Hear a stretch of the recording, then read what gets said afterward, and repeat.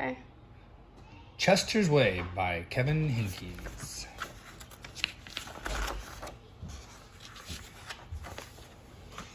Hello, my name is Chester. I like croquet and peanut butter and making my bed. Chester had his own way of doing things. He always cut his sandwiches diagonally. He always got out of bed on the same side. And he never left the house without double knotting his shoes. Chester always had the same thing for breakfast, toast with jam and peanut butter. And he always carried a miniature first aid kit in his back pocket, just in case. What a nerd. You definitely have a mind of your own, said Chester's mother. That's one way of putting it, said Chester's father. Chester's best friend Wilson was exactly the same way. That's why they were best friends. Chester wouldn't play baseball unless Wilson played, and they never swung at the first pitch or slid head first. Wilson wouldn't ride his bike unless Chester wanted to, and they always used hand signals.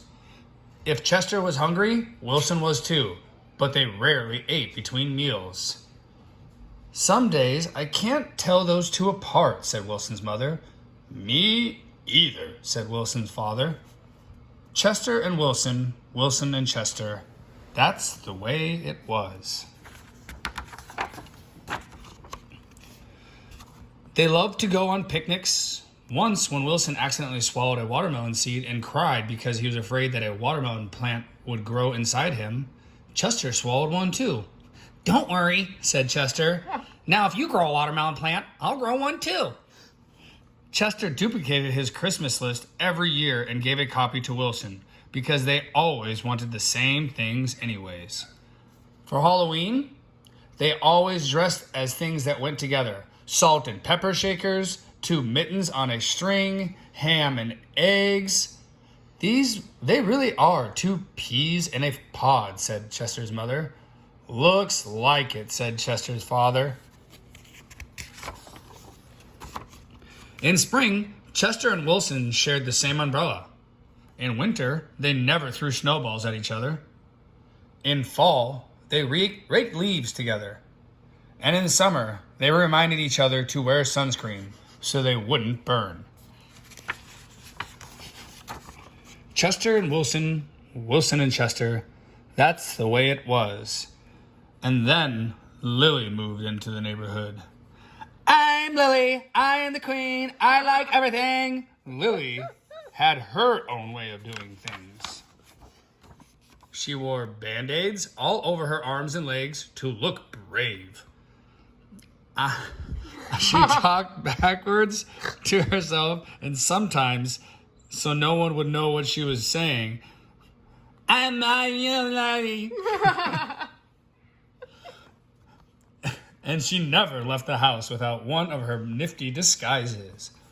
Lily waved at all the cars that passed by, even if she didn't know who was in them. And she always carried a loaded squirt gun in her back pocket, just in case. She definitely has a mind of her own, said Chester. That's one way of putting it, said Wilson. When Lily asked Chester and Wilson to play, they said they were busy.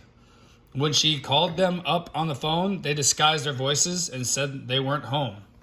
If Lily was walking on one side of the street, Chester and Wilson would cross to the other and hid. She's something else, said Chester. Looks like it, said Wilson. One day, while Chester and Wilson were practicing their hand signals, some older boys rode by popping wheelies. They circled Chester and Wilson and yelled, "Personal remarks." Chester and Wilson didn't know what to do. Just when they were about to give up hope, a fierce-looking cat with horrible fangs jumped out of the bushes and frightened the older boys away.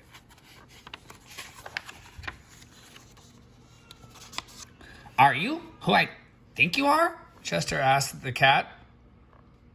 Of course, the cat replied. Hard to remember the voices. Thank you, Lily, said Chester. You're welcome, Chester, said Lily.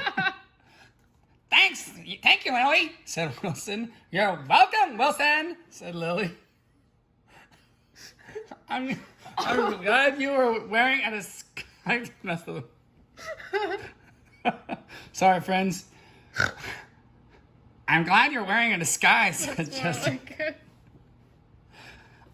I'm glad you had your scar cut, said Wilson. I always do, said Lily, just in case. Afterward, Chester invited Lily over for lunch. You have a muscle mouse cup? Said Lily. Of course, said Chester. I do too, said Lily. Same here, said Wilson. You're just becoming more and more Valley Girl. Chester and Wilson cut their sandwiches diagonally, and Lily asked Chester's mother if she had cookie cutters, and she made stars and flowers and bells. That's neat, said Chester. Wow, said Wilson. That night, Lily invited Chester and Wilson to sleep over. You have a nightlight? Said Chester. Of course, said Lily. I do too, said Chester. Same here, said Wilson. Chester and Wilson wanted toast with jam and peanut butter for breakfast the next morning. Boring, said Lily. Try this instead. This is good. We can't figure out the voice anymore. Wow, said Wilson. And after that, when Lily asked Chester and Wilson to play, they said yes. When she called them up on the phone, they had pleasant conversations. And if Lily was walking on one side of the street, Chester and Wilson waved and ran to catch up with her. Chester and Wilson taught Lily hand signals, and she taught them how to pop wheelies. Lily taught Chester and Wilson how to talk backwards, and they taught her how to double knot her shoes. Not trying that one. Uh-oh. Difficulties.